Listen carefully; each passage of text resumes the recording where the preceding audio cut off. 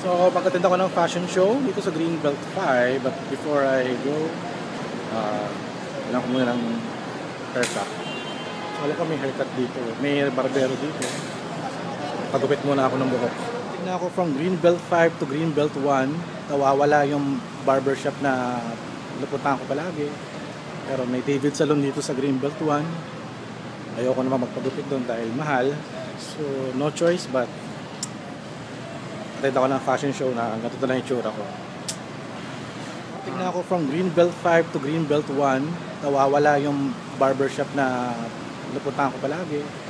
Pero may David Salon dito sa Greenbelt 1. Ayoko naman magpagupit doon dahil mahal. So, no choice but attend ako ng fashion show na ganito na yung itsura ko. So, yan yung venue. Actually, medyo napaaga ako. You start daw ng event is 6 o'clock PM. But I'm here na ng 5:30. So, feeling ko mga 6:30 pa to or 7 PM mag-start. So, habang maaga pa, tambay muna ako. Baka sakaling makakita ako ng murang barberya rito sa Greenbelt. The event na, so binigyan nila ako ng silent auction bid form. Actually, kala nila mag-silent auction ako, pero I'm just here to cover the event. Yun lang. Artworks na for auction, and then the proceed will be donated sa mga beneficiary like for Habitat Humanity. So I've noticed may mga artists akong kilala at familiar. Si Dan Fajardo, I think namit ko na to dati. I think he's a comic artist. And ito si Nels Yumul. Yan. Katropa namin sa artist din yan and founder of We Will Doodle. So up for bid ng 4,000. And he's from Clarina Gonzalez. And here's from Soleil Ignacio. I'm not sure kung si Soleil at si Yasmin, nakakilala ko din na artist, ay isa. So ayun. So later on, may uwi na yung mga artworks na to.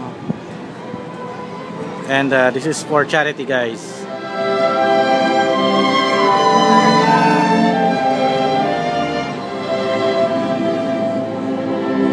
hindi na ako nagsisa. Kasama ko na si Mami Mirna. Ayan o. Magkaiba kami ng sticker. Sa kanya green, sa akin orange. Sa media ako taga-bid lang. Mali. Okay, pero okay lang.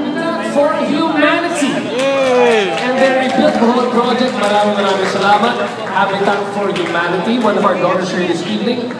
We've got our friends from Ayala Foundation, Centex.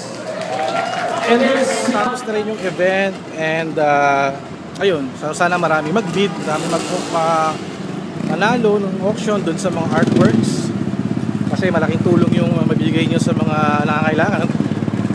Dahil dito yung auction will maglaran ng hanggang December 8. So check nyo yung vlog ko for the details. So ngayon, next agenda ko is to visit my friend. So nakatira lang dyan sa may Amorsolo area. Kasi may kukunin ako eh. So thank you guys and see you sa aking next vlog adventure.